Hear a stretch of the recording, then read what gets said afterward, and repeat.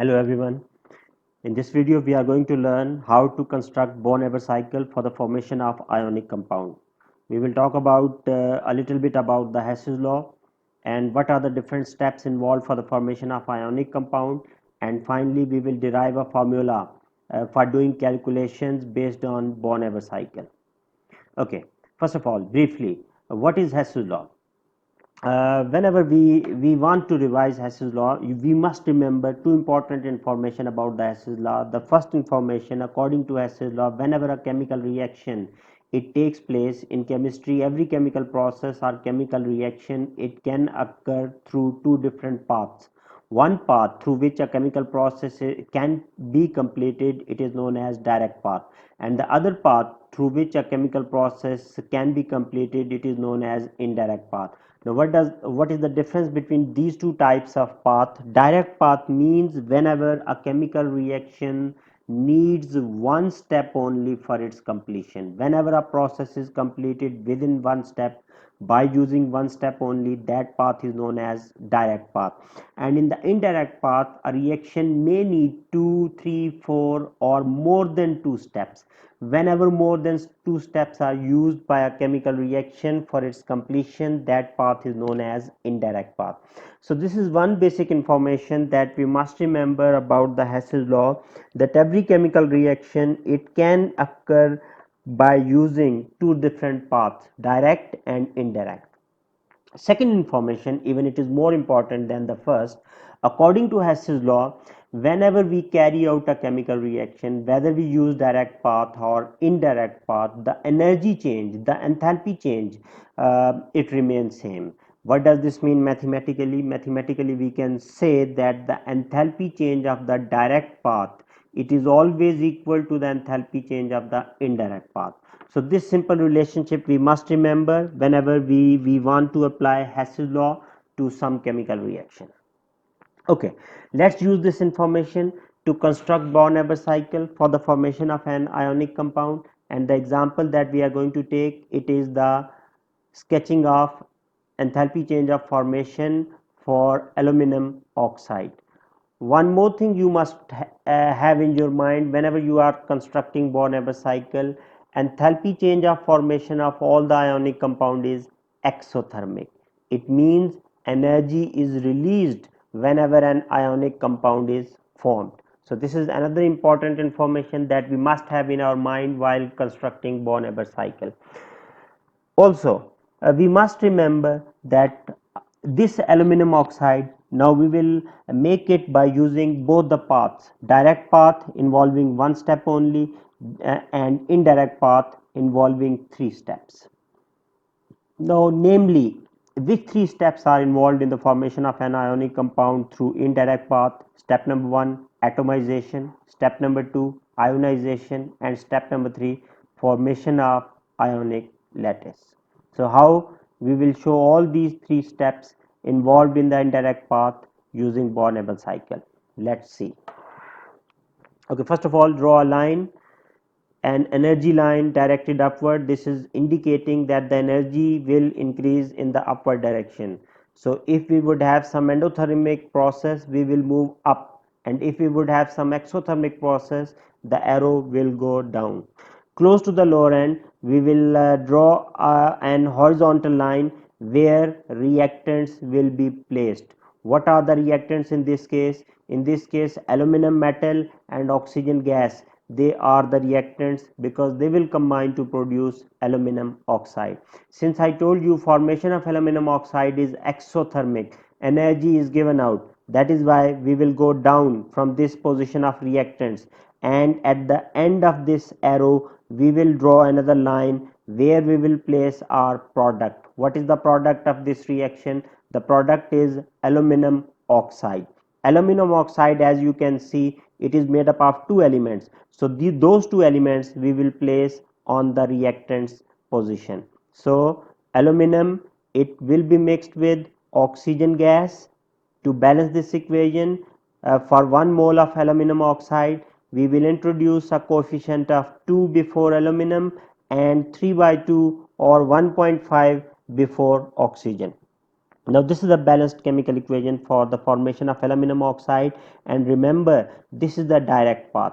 Why it is the direct path for the formation of aluminum oxide? Since it involves one step only, and you must always remember for the direct path during the formation of ionic compound, the enthalpy change involved is enthalpy change of formation.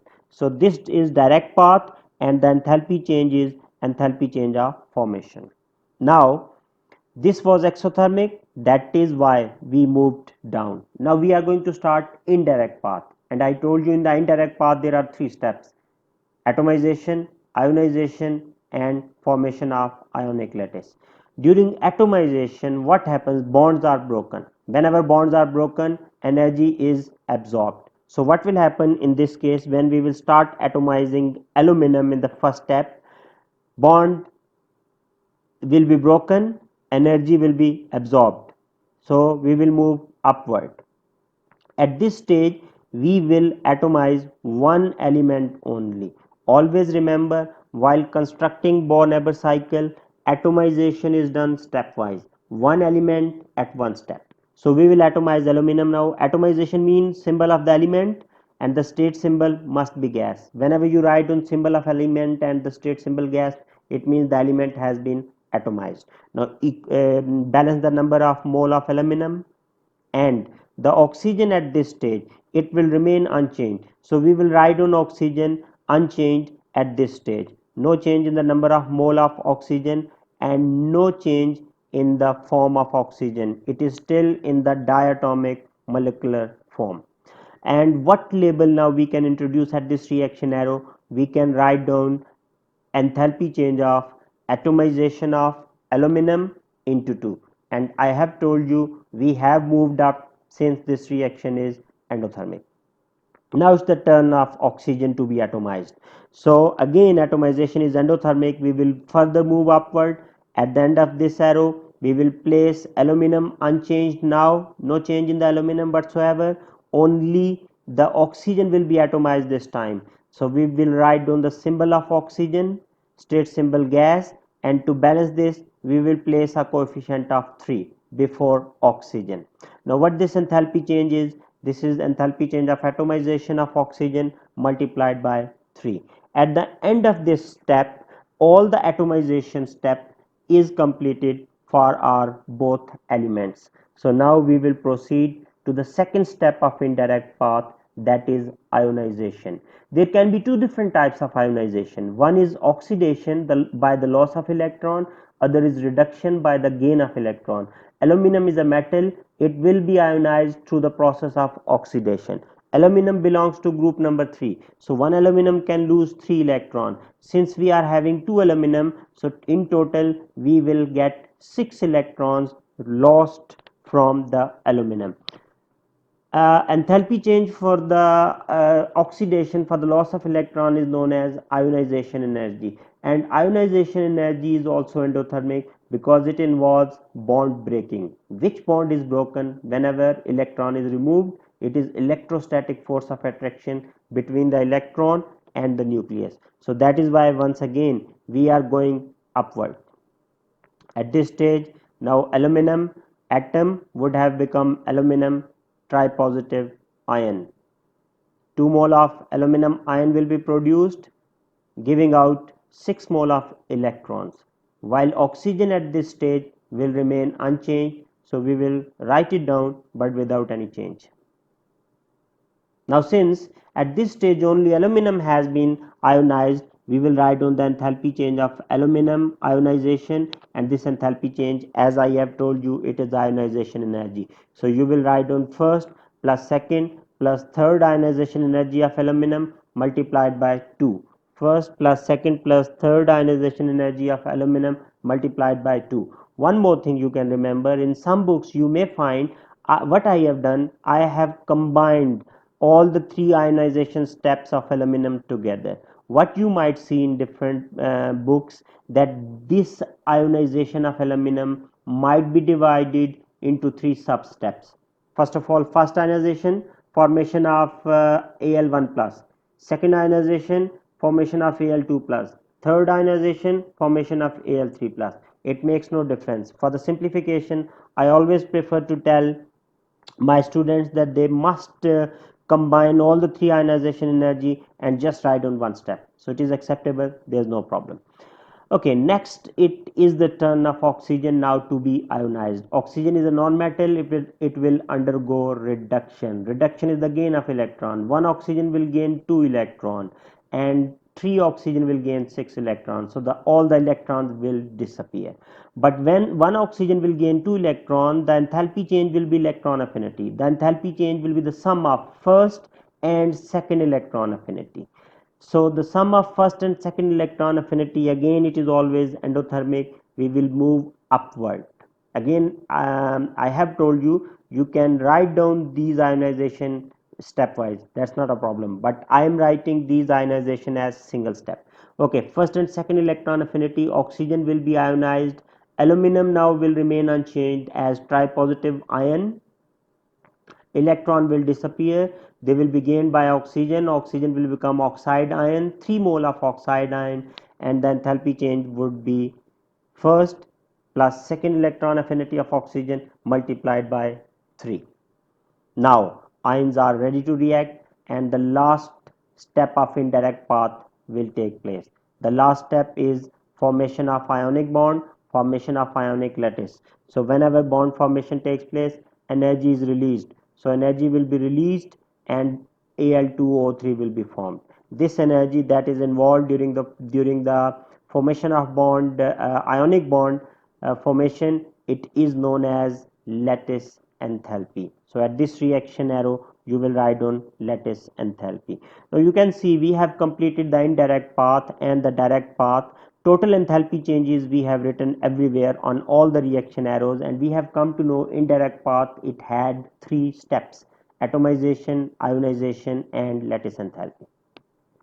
Now, once you have constructed Born-Haber cycle, sometimes you may be required to find a formula by using Hess's law to solve a numerical problem. Now, let's apply Hess's law on this to get a formula for solving numerical problem.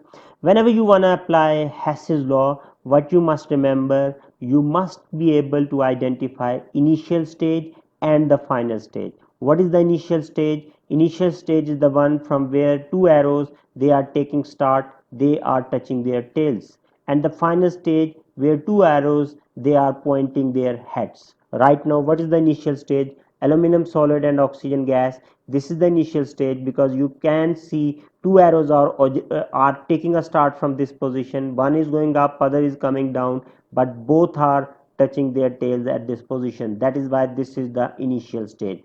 While the final stage is aluminum oxide, since two arrows, they are ending up, they are showing their heads at this position. All other stages, you can see at all other stages there is one head, one tail, one head, one tail. Such stages are known as intermediate. They are neither final stage nor initial stage.